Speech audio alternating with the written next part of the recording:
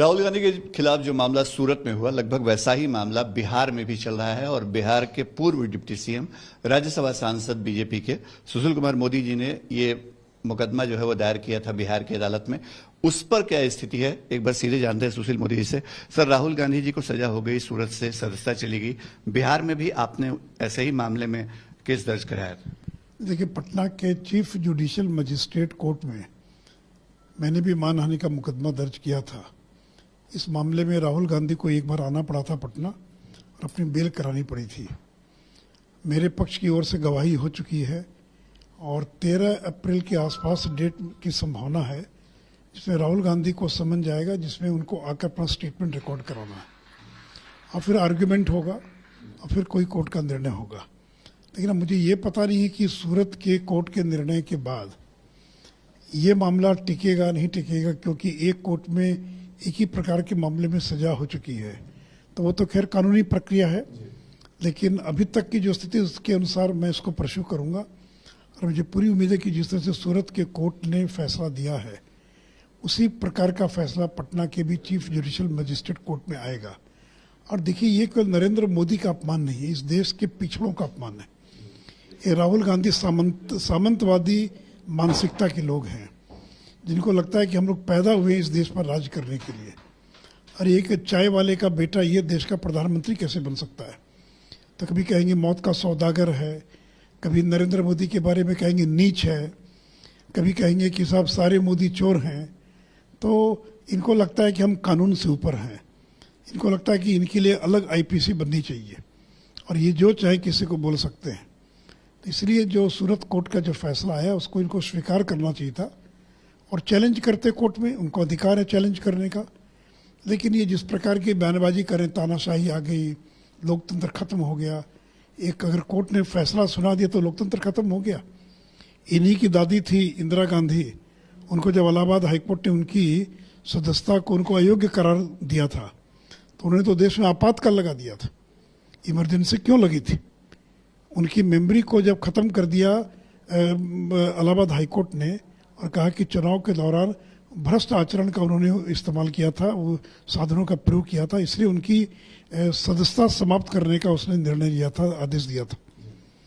और बाद में संसद में जाकर उसको रिवर्ट कर दिया उन्होंने। यानी क्या क्या नहीं किया, प्रेस की आज़ादी पर अंकुश लगा दिया, सेंसरशिप लगा दिया, लोगों को जेलों में बंद कर दिया। यहाँ तो कोर्ट का फैसला, उसका स्वागत करना चाहिए था। राहुल गांधी कह रहे हैं कि उनकी जुबान बंद करने की कोशिश हो रही है, वो चुप नहीं रहेंगे, संसद में आगे बोल सकते थे इसलिए संसद से बाहर करवा दिया बीजेपी। कहाँ है भाई, संसद तो साल में चलती है 55 दिन 60 दिन, बाकी 300 दिन तो बाहर रोज बोलते ही हैं। और कौन किसकी आवाज़ बंद कर देगा और कौन मना कर रहा बोलने से? आप बोल रहे हैं तो उसका परिणाम भुगतना पड़ेगा। लेकिन यह कहना कि लोकतंत्र खतरे में है, तो कोर्ट का फैसला है, कोई बीजेपी का फैसला है क्या? ये कोई नरेंद्र मोदी का फैसला है? कोर्ट का फैसला है। एक न्यायिक प्रक्रिया के तहत कार्रवाई हुई। आपने बढ़िया वकील क्यों नहीं रखा?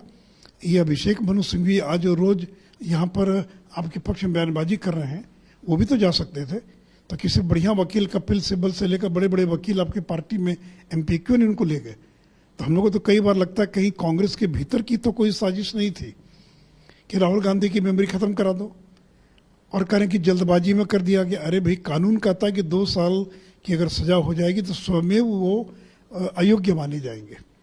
वो तो एक फॉर्मेलिटी थी जो स्पीकर ने एक पत्र निकालकर उस फॉर्मेलिटी को पूरा किया, लेकिन वो तो उसी दिन से अयोग्य हो गए जिस दिन उनकी मेमोरी खत्म हो गई। सर, एक तरफ राहुल गांधी जी का मामला है, दूसरी तरफ तेजस्वी यादव और मीसा भारती, आज दोनों एक तरफ सीबीआई का सामना कर रहे हैं, एक मीसा भारती ईडी का सामना कर रही हैं।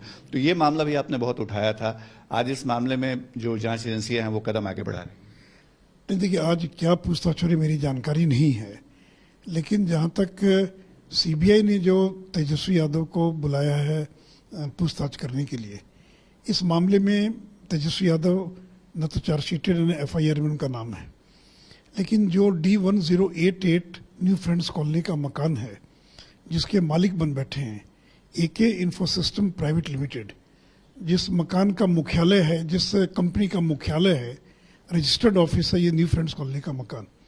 और इसी एके इन्फोसिस्टम प्राइवेट लिमिटेड को एक व्यक्ति को रेलवे में 2 लोगों को रेलवे में नौकरी लगी और लोगों की जमीन लिखवा ली गई।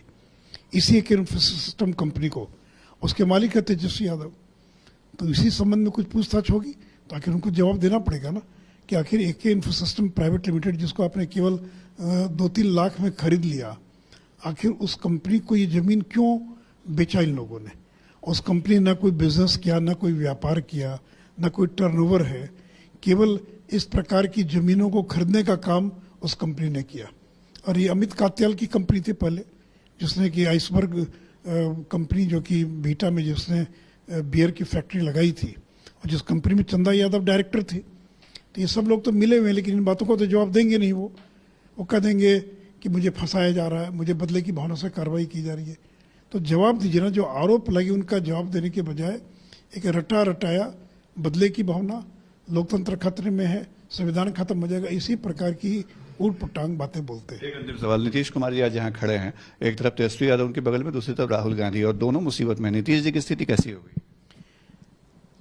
देखिए, नीतीश जी तो आनंद ले रहे हैं क्योंकि उनके दोनों प्रतिद्वंदी जो हैं वो कटघरे में। एक और राहुल गांधी की सदस्यता समाप्त हो गई, तो जो प्रधानमंत्री पद की दावेदारी थी उस पर भी क्वेश्चन मार्क लग गया। और दूसरी ओर तेजस्वी यादव से जो लगातार पूछताछ हो रही है, और उनके सारे कागजात तो इन्हीं की पार्टी के लोगों ने उपलब्ध कराए थे, ललन जी ने उपलब्ध कराए थे, अभी चुप्पी साधे में बोल नहीं रहे हैं। तो इन्हीं लोगों ने तो कागजात दिए। अब तेजस्वी यादव का दबाव खत्म हो गया, नहीं तो जो मुख्यमंत्री बनाओ तेजस्वी को जो अभियान चल रहा था उस पर तो वो तो रुक गया अभियान। तो इसलिए नीतीश जी तो आनंद में है कि दोनों प्रतिद्वंदी कटघरे में हैं। दिखाने के लिए बयान देंगे, लेकिन वो क्यों चाहेंगे कि राहुल गांधी ताकतवर बने? वो तो खुद दावेदार हैं, भले ही उनके लोग जो कहें कि हम दावा नहीं कर रहे हैं। तो इसलिए इस पूरे घटनाक्रम के अंदर बयानबाजी अपनी जगह पर, और कोई अरविंद केजरीवाल का बयान आ गया, इसका मतलब कांग्रेस और आम आदमी पार्टी एक साथ चुनाव लड़ने वाले लोग नहीं हैं, या ममता बनर्जी। वो तो एक मुद्दे पर एक बयान दिया उन लोगों ने। लेकिन क्या ममता बनर्जी चुनाव लड़ेगी बंगाल के अंदर कांग्रेस के साथ? या कोई अरविंद केजरीवाल थोड़ी चुनाव लड़ने वाले हैं कांग्रेस के साथ मिलकर लोकसभा का दिल्ली और पंजाब के अंदर। तो बयानबाजी करना एक बात है, सब लोग डरे हुए हैं, चूंकि सब लोग आखंड भ्रष्टाचार में डूबे हुए हैं, कार्रवाई हो रही है, तो इनको लगता है कि कल उन पर भी कुछ कार्रवाई हो सकती है।